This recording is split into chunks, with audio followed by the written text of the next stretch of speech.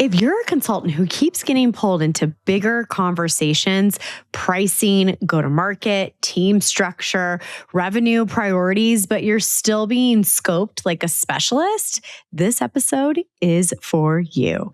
Because what I see over and over are smart, capable operators doing high-level thinking while being paid and positioned like executors. And I want to be really clear about something right out of the gate. The difference between a consultant and a fractional CRO isn't the work, it's the level of responsibility attached to it. Over the last decade, companies under 50 million per year in annual recurring revenue have gotten dramatically more complex, more tools, more channels, more data, and pressure to grow. But leadership actually inside those companies hasn't scaled at the same pace. And that gap between complexity and leadership is exactly why the fractional CRO role exists. Today, I'm going to walk you through the real path from consultant to fractional CRO. No hype, no influencer nonsense, no pretending. Everyone starts with $15,000 retainers starting tomorrow. Just the truth about how this role actually works, why demand is exploding, and how people make the transition intentionally without breaking trust or burning bridges. It's time for Rascal Ramp, unfiltered truth, straight talk, no fluff. So let's dig in. What exactly is a fractional CRO? Well, before we talk about the path to getting to this wonderful career path for you, we need to clean up the definition because this role is wildly misunderstood online and as it acts in real time within businesses when you're pitching it. So a fractional CRO is not a sales consultant with a nicer title. It's also not a marketer who learned pipeline math, and it's not a coach who just simply wants more leverage. A CRO owns the revenue system, not one function, not one channel, the entire system. And this is the deal, is fractional doesn't mean junior. It means executive level responsibility without full-time employment. A fractional CRO isn't defined by a retainer. They're defined by responsibility for the revenue system. And here's the reality check. Projects or retainers, size of company, etc. So one of the biggest myths that I want to clear up right now is that fractional CRO work only counts or can be done if there is a long-term retainer. And that is simply not how this works in the real world. Fractional CROs can absolutely do project work, especially with smaller companies. So for example, you could do one-day go-to-market strategies for a brand new company or someone who's just approaching the $1 million mark. You can do short-term revenue resets. You also can define transformational projects and get them done. What makes it CRO work isn't the format, it's the authority attached to the work. The engagement model can absolutely change, the accountability cannot. So you might be asking, why is the demand right now exploding for under $50 million companies? And real quickly, I'm going to go into my story in a little bit, but I love under $50 million companies, not just because there's so much opportunity to build, to execute, to grow, but there's usually very little red tape and you often are working directly with the CEO. And this is fun and it's exciting and you get to create amazing things. So I want to talk about why all of a sudden it's everywhere. And unless you're living in Timbuktu, you have seen it come across social media or online, discussed in probably your business marketing events or masterminds, etc. And I've been doing it for a while as a fractional CRO, and I'm going to tell you what works and what doesn't. So just keep on listening. And this is the deal. Companies between let's say about $5 and $50 million, or the most fragile growth stage. They're not too big to just wing it, and they're too complex for agencies to be doing everything and running all of the different sides of the business and departments of marketing, customer success, sales, etc. It really gets just to be too much. And at the same time, like, this is the other part of it, is they're not totally ready or willing, or it's not fiscally responsible to hire a full-time chief revenue officer. And the misalignment, though, between sales, marketing, and customer success is quietly costing companies 10 to 15% of revenue every single year, which they just can't do. There's no room for that error. And it's really not a tactics problem. It's a leadership problem. And fractional CROs are the economic answer to structural issues in this modern growth cycle of businesses.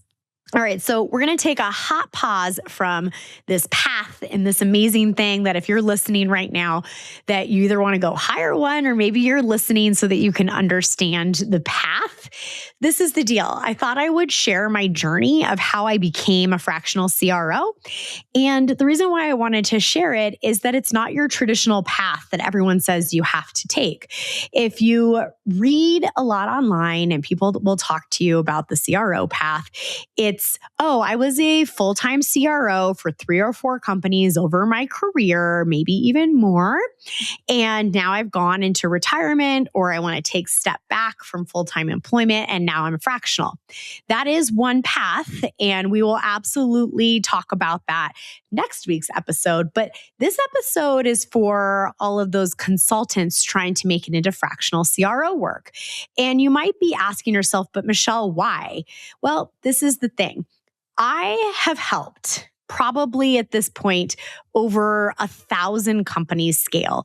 So alongside me helping grow all of these businesses, I've also had so many interactions with other people like myself that started as a sales consultant, sales coach, created programs, working with companies.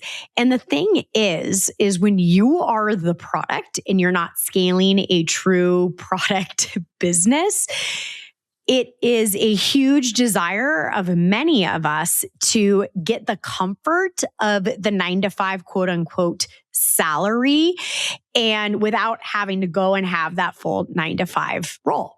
And so for me, the fractional CRO role made so much sense to have a few fractional roles at any given time, which are in contract for certain terms. And then I know that I'm going to get paid. It's recurring revenue for consultants, right? And that was what really was appealing to me. And listen, I've done it all. I have sold year-long masterminds, year-long programs, 6-month programs, like outside of my fractional work. But the opportunity to have the growth impact as a fractional CRO is incredibly desirable. And I have enjoyed this so much, which is clearly why I'm sharing it with the world, because I feel so passionately that if you are like me, you should try to go down this path if it makes sense. And then also, companies need more people who are willing to raise their hand and say, I can do this role. And it is my job to help the next generation do this. And that is what I feel. So I'm going to tell you how I got here so that you can see the exact path that I took from consultant to fractional CRO. Now, probably about a decade ago at this point, I have to think back what year I'm in, almost a decade, I started coaching. I started sales coaching, and I really focused on a lot of remote sellers. I also had this 9-to-5, and I really, really wanted to go in and have a bigger impact than an individual contributor at multiple organizations that I had worked for. And I pitched sales enablement, I pitched sales training, I pitched myself for a lot of positions that I thought would give me the leverage to eventually get that role within those organizations. But I realized that I was working for such large corporations that the likelihood of me creating this role for myself and growing with them was highly unlikely. And I'm not one to give up, though. I knew where I wanted to go. I knew what I wanted to do. So I started my own consulting and training company. Now, I did not jump out of big corporate America into fractional CRO work. That was not my path. So like I said, I started as a sales coach and trainer, and really helping a lot of remote sellers, because at this time, there was this huge shift into remote selling. And then COVID happened, which then exponentially made the demand for that much higher. So it helped me get my legs underneath me. And then as I started to work with larger and larger businesses, that just happened quite naturally through my marketing and my social media and my in-person networking. I was then helping as head of sales. Then I was helping as a fractional CSO, which is a sales officer. And I had a particular client look me straight in the eyes and said, Michelle, you are a fantastic fractional CSO. However, I think you belong in the CRO role. And he listed out several reasons why. And most of it was I wouldn't stay out of all of the different silos. So I always had my hand in marketing or customer success outside of just sales, because I know that when silos and departments work together, it's far more effective to achieve your growth targets, maintain profitability, retain top talent, and all of these other really beautiful things that are important. So my path was work my way up in my business, not the corporate ladder, to be recognized as someone who can do this and then go for it. And was it hard? Yes. Did I learn tons of lessons? Yes. Can I share the shortcuts with you? Yes. And I will say probably the biggest mistake I made, well, I'm going to take that back. It was not a mistake. It was part of the learning process, was not defining the scope clearly enough and not productizing early enough. And mostly the reason why I didn't do that is I was experimenting with, what it looked like to be a successful fractional CRO for myself and also for my clients. But once I was able to productize, it made it a lot easier to take on more work, to grow, and clearly it made it a lot easier to sell when you're super focused and you can communicate your offer very, very clearly. So that was my journey. And then over time, as a fractional CRO, I've gotten more and more clients. Now, for me, my specialty underneath the CRO umbrella is sales team performance. I'm obsessed with sales teams. I love sales teams. I realize that with AI, people are pushing back on the size of the sales team, but that's okay. We are going to evolve. We will still have salespeople. They may just do and act a little bit different, but we're still going to need them in our businesses. So for me, and if you go to michelleterpstra.com/work with us, you'll see how I have set up my expertise. And my expertise that I have set up is productized, and you can see that right now. Now, you listening right now, you may totally have a different niche or expertise underneath the category of fractional CRO. So that's just part of the process to figure this out. But it has been some of the most rewarding, exciting work that I have absolutely ever done. And it was the best decision for me. And also, I'm able to manage it no matter what's going on in my personal life. So to share a personal life story or context is I'm a mom of 2, 9 and 13, married. My husband also has an executive level role. We're got really active kids, busy lives, beautiful lives. We've moved across the country twice in 5 years, and we've had 8 homes. Now, anybody who has moved that much knows how it derails you. It just derails you. But the cool thing about how I was able to set up my business is that my revenue actually grew over the most chaotic time in my entire life. And if I didn't make this pivot, I'm not quite sure what would have happened. Now, you might be asking, well, Michelle, why? And I'm going to talk about this in a little bit, but when you are at the level that I am now as a fractional CRO and what I charge and my reputation is you don't have to be a viral influencer to get clients.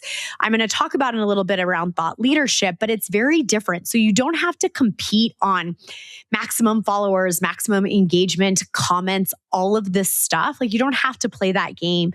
For those of you who are listening to this that come from the online world, you absolutely don't have to worry about launches, webinars, challenges, because that's not how this buyer buys.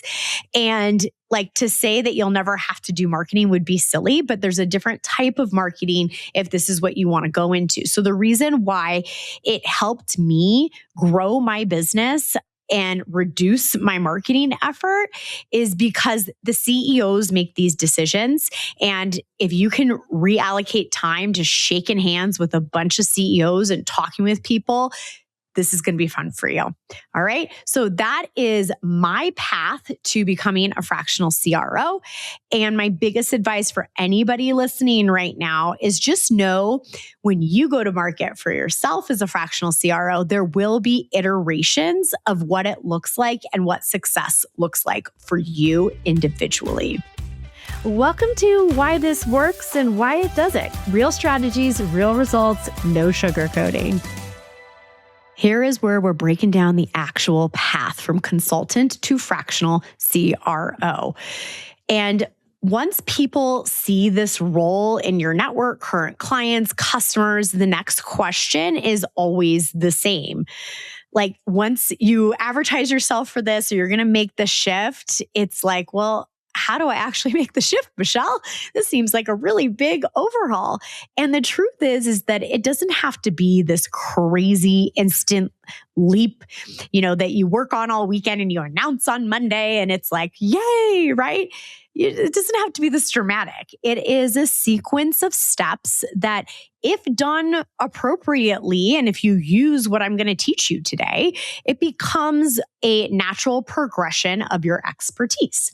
There are a few core moves that separate consultants who stay capped at a certain expertise level. Like, listen, you can be a consultant, you can do projects. You don't have to rebrand yourself as a fractional CRO to increase your revenue. There's a ton of different ways to do it. I'm sharing one path that I think is super simple with minimal marketing, maximum income. And for me, it's very exciting to actually be in these businesses because as a coach and a consultant, you are often at like a very arm's length from seeing what you're sharing actually happen and come to fruition. I was traveling this past week to do a sales training for a client, and there was another consultant there, and we were just talking about how the reason why we like fractional leadership so much is we can't keep ourselves out of things. And maybe that's a personality, like maybe that's a negative part of our personalities, but when we both teach something or we both strategize something or we put together a playbook or we start to lead a team, it's really hard for us to just step back and hope the rest of leadership is going to execute it. And for me, one of my biggest passions is leadership development. And the leadership development isn't necessarily like climbing the corporate ladder from one role to another. It starts with self-led leadership and then it progresses into team leadership. But it is one of my most favorite things to do. So as a fractional leader, I am able to inspire and give the tools to those people so that I am grooming the next generation to be extraordinary leaders and performers. And for me, that fills my bucket so much. And I think it's really fun. Okay, so I want to walk you through some of the pillars or moves that you're going to need to make if you're listening to this right now and you're like, yes, I'm going to be a fractional CRO. Okay, so first of all, the pillar one I'm going to talk about today is thought leadership. Thought leadership is very different than being an influencer.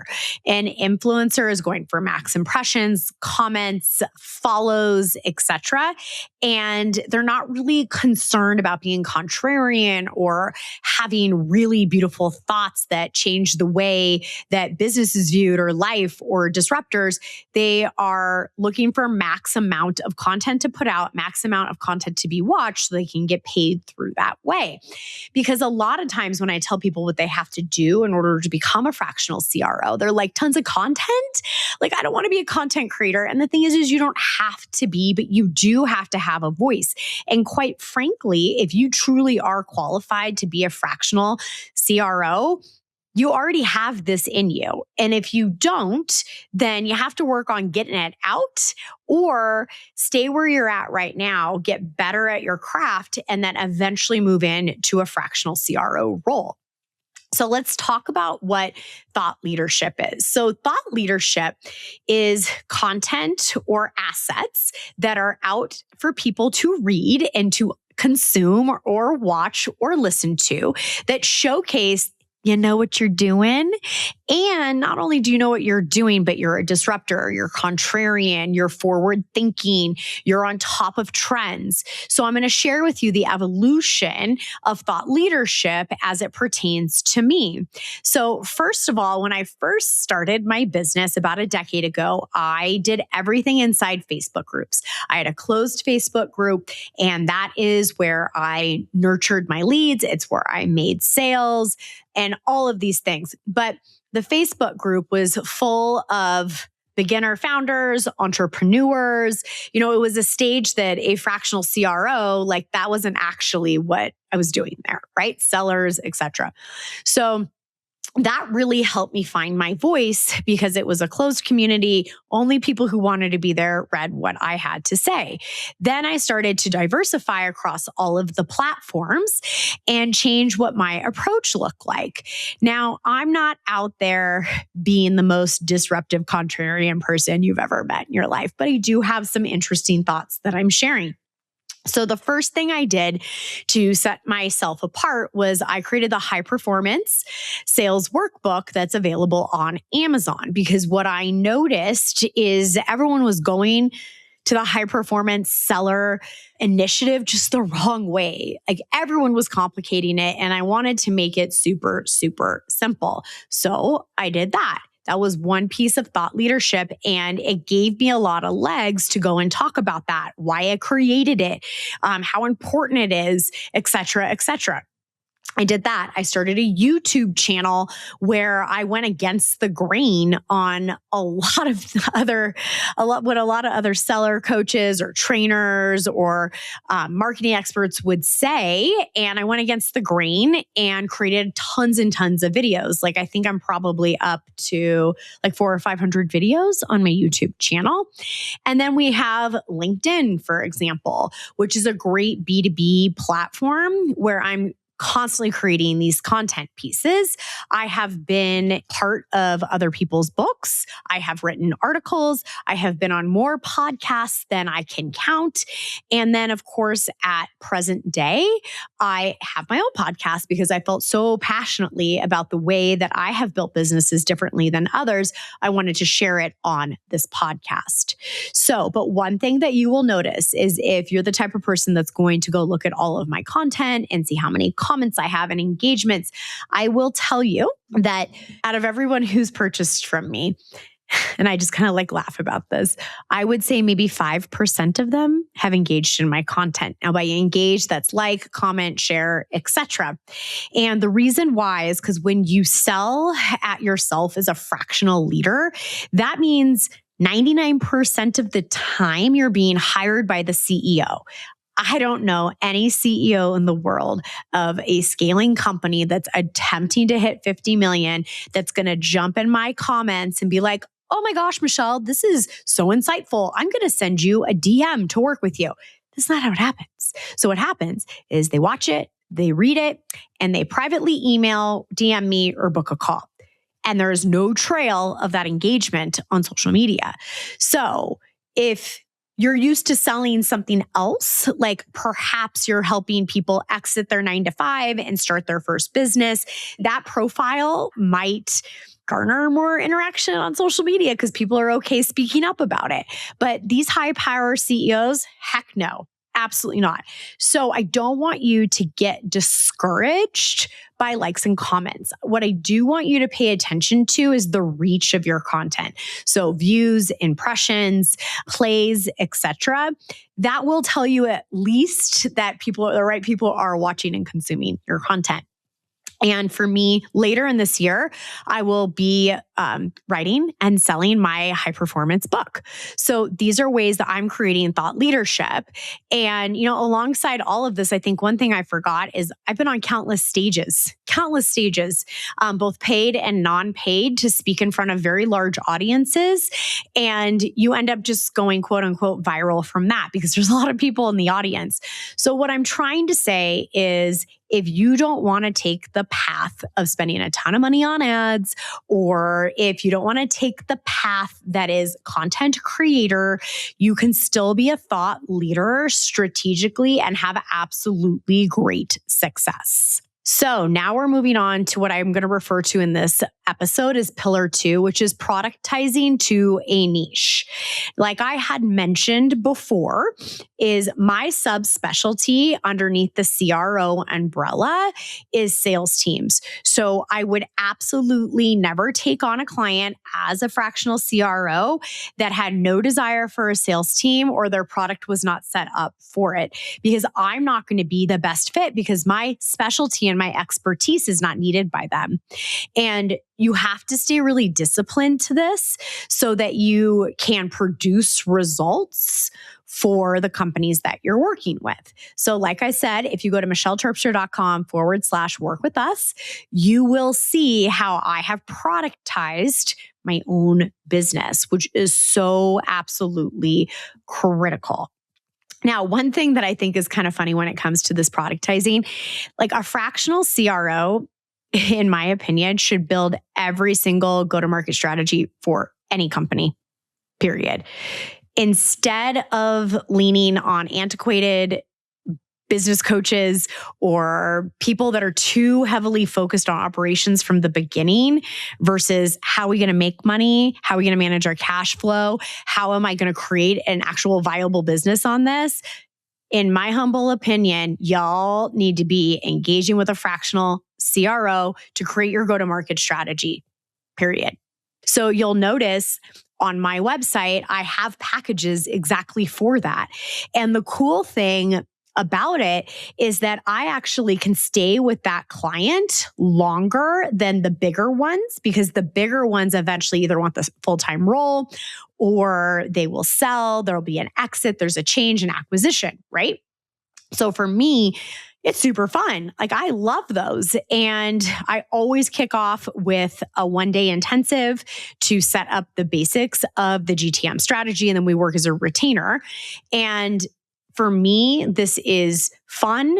It's easily using and leveraging my expertise. And I started this podcast and I have my business because I want to see more people gain a buy-in on their ideas so that they can make an impact in this world. So I want to be available for that. So if you're listening to this and you love like the brand new startup, we haven't sold anything yet, but here's our concept and we need to go to market. Oh my gosh, you're going to love this. And then what's cool is you get to do entirely different work as somebody is reaching towards the 50 million mark, where you're developing people underneath you. And it gets just really, really exciting. But it is absolutely important that you niche down. So you need to ask yourself, what kind of CRO are you? What businesses do you want to help? What specific skills do you have that set you apart in the marketplace of other fractionals? Then you productize around that. And the reason why I'm using this productization communication right now with everybody listening is that if your scope's not tight, if the way you're serving is not tight, then you end up doing things you don't want to be doing for a client. And on the other side, they may not be satisfied with what you're doing. So it's really important that you productize, don't generalize, find your niche, and make it visible to the world. There's always this great debate of, should you share your pricing online or not? Should you have book a call? And for me, I can't even imagine not having my pricing online. It's completely transparent. I don't have to have that conversation. And statistics actually show now 60 to 80% of buying decisions happen before the sales call is even booked. So why would I hide the pricing? I want you to be researching that even before you show up, because what's the biggest objection we all get? Pricing. So if you just share it and you provide the information that they need to make a good decision up to that 80% mark, like, why wouldn't you do that? And also, this is not a race to the bottom of fractional CROs. No CEO in this world is going to price shop, say, oh, that person's $2,000 cheaper or that person's $1,000. No. This is way too important of a role to have you come into their business that they're not going to penny pinch like that ever. And another thing here is it avoids the conversation around an hourly rate. I have absolutely under no circumstances, never in the entire existence of my 10-year business, been paid by an hourly rate. It is not a good idea. It is a horrible trap. And it's a horrible trap for everyone. It's a horrible trap for the client. It's a horrible trap for the fractional CRO. So the only exceptions to that are one-off strategy calls, for example, if that's part of your funnel. So do not do that ever. You only have project costs or retainer, no hourly. Please don't do it. So now we have pillar 3, which is upselling to existing clients. This is where the gold is, my friend. You most likely have a past or present client, if you've been a consultant for a while, that can absolutely hire you for your first time fractional CRO work. This is the best way to do it. I mean, I shared with you in my story how it happened, but it might look different for you based on what type of engagements you're in right now and who your client base is, how you're helping, etc. But this is your biggest opportunity to actually get that first client in the next 30 days. You absolutely can do that. Now, you might be wondering, oh yeah, Michelle, sure, sounds super easy. I'm going to go get this very elite upgrade to my client base in the next 30 days. Well, frankly, you can do it. But the thing is you might be a little sticky right now on like, how do I actually say it? What do I say? This doesn't make sense to me. So instead of me sharing with you right now on those exact talk tracks, because it's going to be way too long of an episode. You won't be able to copy and paste all the things. That is what I have put in the resource vault for this week. So if you go to revenuerascals.com and you sign up for the free vault, all of my free resources from Revenue Rascals are housed in there. It's a one-time sign up. You log in and you can access everything. So that is what I'm asking you to do right now, is to go sign up for that. Get the talk tracks. That way you can copy, paste, and use it more practically than me just talking right now, which is just going to frustrate you and it's too much chatty. So that's what we're going to be doing. Make sure you go to revenuerascals.com if you aren't already part of the vault. So now we have pillar 4. Okay. So pillar 4 is proof, you know what you're doing. Okay. This is really important. And the reason why this is super important is this is an interesting title. It's an interesting industry. It's an interesting niche. And lots of people got lots of things to say about if this works or it doesn't. Is it the most effective way? Is it the least effective way? When should you hire someone like this? The questions and the objections are absolutely there from like an overall arching industry perspective. Somebody who I think is pretty well respected in this industry, she says that it is a red flag if this person did not come from full-time CRO work of multiple organizations that have done exactly what you're looking to hire fractionally.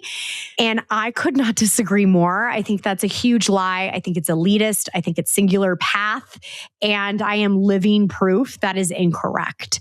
So with that being said, you still need the proof. So what does the proof look like? The proof looks like you're going to use my talk tracks and you're going to get that first upsell. You are going to be so freaking excited. You're going to offer incentives for them to, of course, give you a testimonial and to track stats and be allowed to share some of that. Redacted is fine, but you absolutely have to track really critical metrics so that you can prove you know what you're doing. Because if you don't have that, it's going to be very difficult for you to make this your career path, your business model, all the things. What I recommend you do with this, and it's something, quite frankly, I wish I did with every single client. So hindsight's 2020. So I'm giving you a step ahead here, is to create a case study around every single CRO fractional role that you have and get them on your website. So it was something, I didn't do a great job at. My testimonials were a lot more informal. I shared a lot of it internally during sales conversations to prove what I knew what I was doing. But if I could take it all back, that's what I would have done. So it's why I'm telling you right now to spend the time doing it, because it'll be incredibly profound. Okay? Proof. And I'm going to close out this section by saying how you can totally screw this up.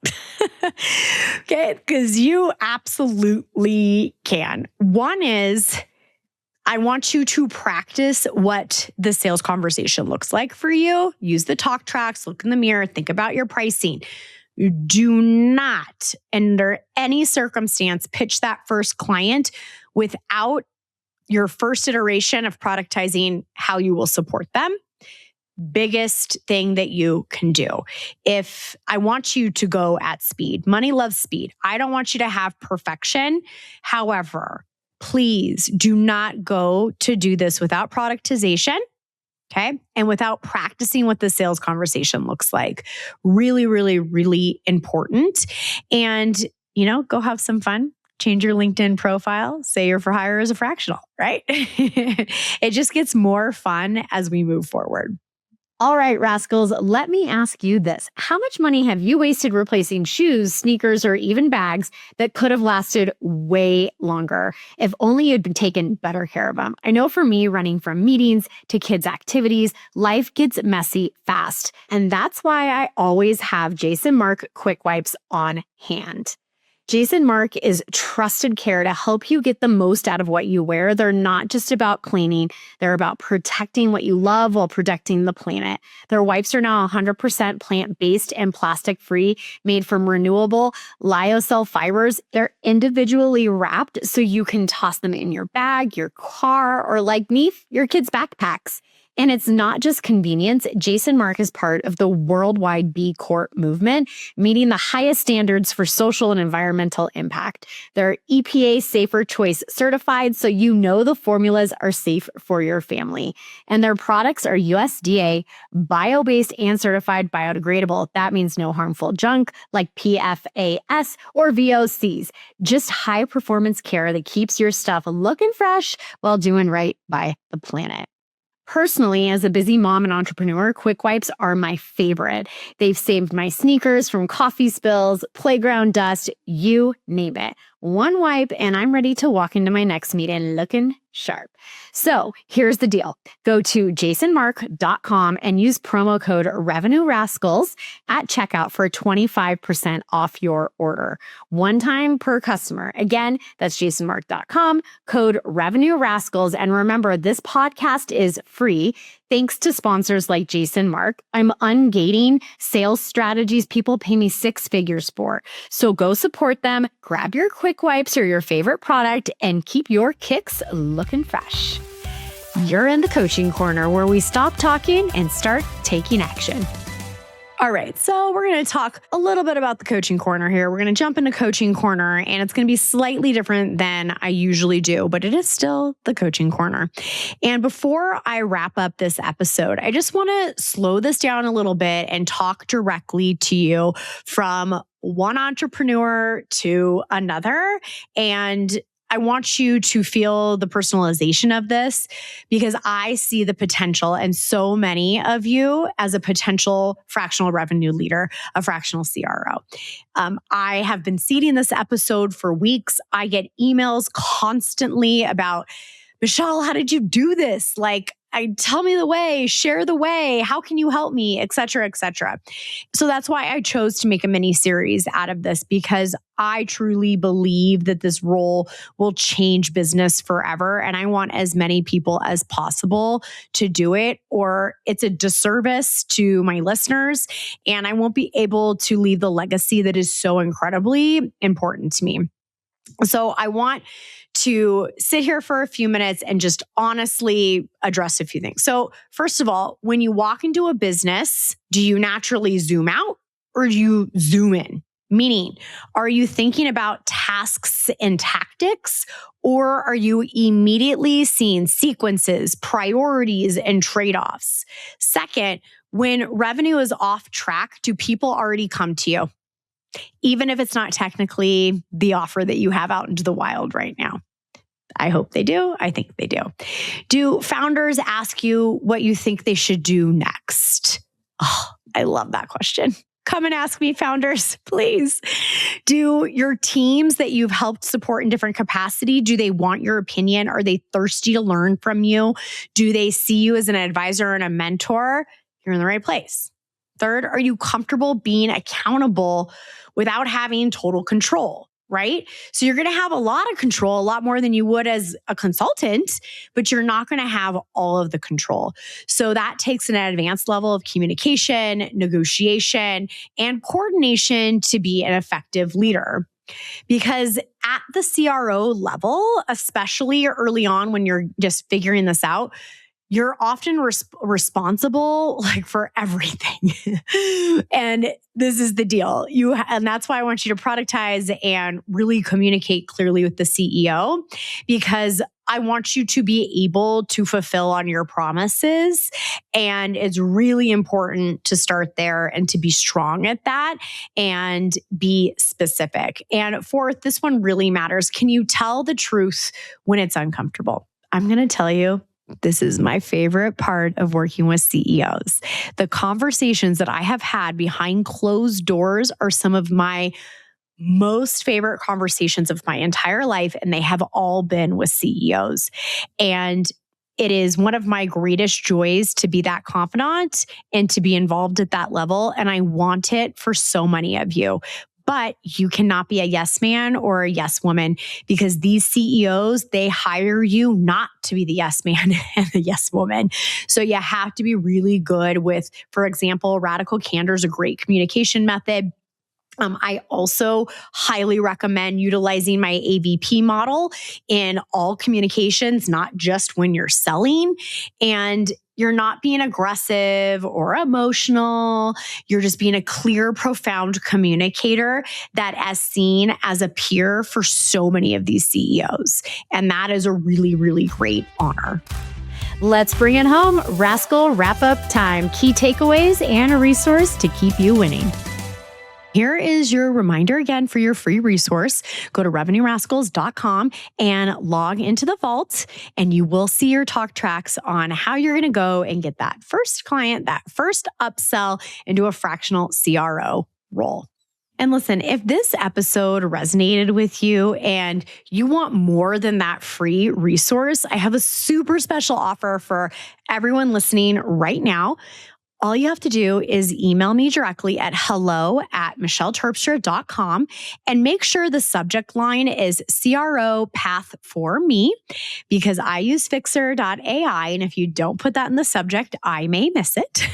But shout out to Fixer.ai. You have saved me so much time in my email. So this is the deal. In the email, I want you to tell me a little bit about where you're at right now and why this role is pulling on your heart. I will personally read all of these, and I will be 100% truthful for you if I think it's the right move. If I believe that you have what it takes right now, I'll share some very personalized advice based on what you've provided to me of what your first step should be outside of just these talk tracks. But I will also be honest if I think you're not quite there yet.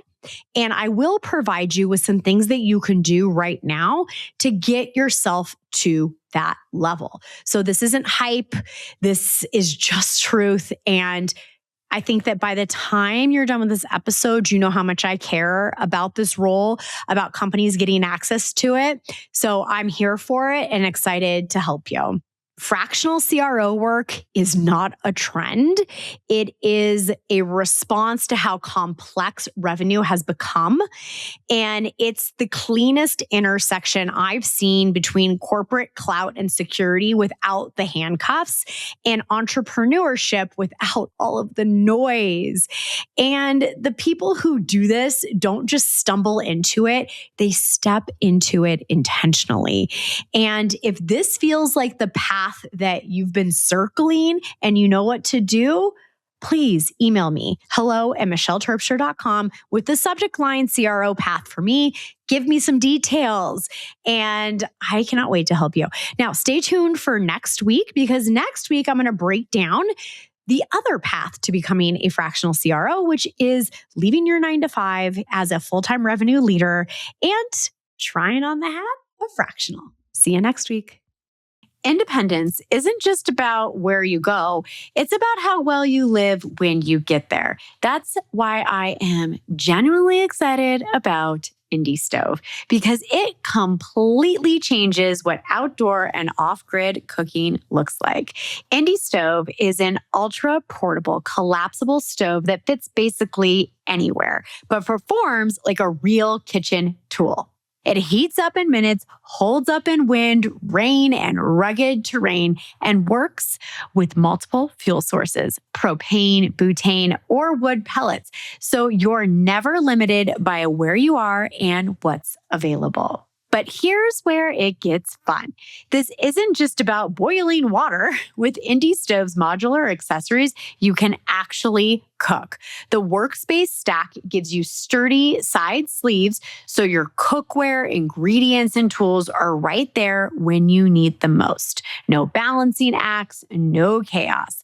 The skewer stack lets you grill kebabs, vegetables, or skewered meals evenly with non-sag skewers designed for real heat control. And yes, people are baking chocolate chip cookies off the grid. Fresh cookies in the middle of nowhere. That is not survival, that's luxury. Indie Stove is built for people who want freedom without giving up quality. Real meals, real control, real independence. Whether you're camping, overlanding, prepping for emergencies, or just choosing a life that isn't tied to outlets and crowded kitchens. And because you're a Revenue Rascals listener, you get something extra. Use code Revenue Rascals at checkout and you'll receive a free workspace stack with your purchase of a stove, valued at $120. That's Revenue Rascals at indiestove.com. Because independence should taste incredible. Thanks for listening to Revenue Rascals, where we turn bold ideas into predictable revenue and prove that breaking the rules can still build empires. If you love what you heard, do me a favor. Tap the links in the show notes to support our sponsors. They're the ones keeping this show free, so I can keep ungating the six-figure strategies that help you scale faster, lead smarter, and take more freedom home with you. And hey, if you think you'd make an incredible guest or know someone who's built something worth studying, email me at hello@michelleterpstra.com. And until next time, stay sharp, stay bold, and stay just a little bit rascal.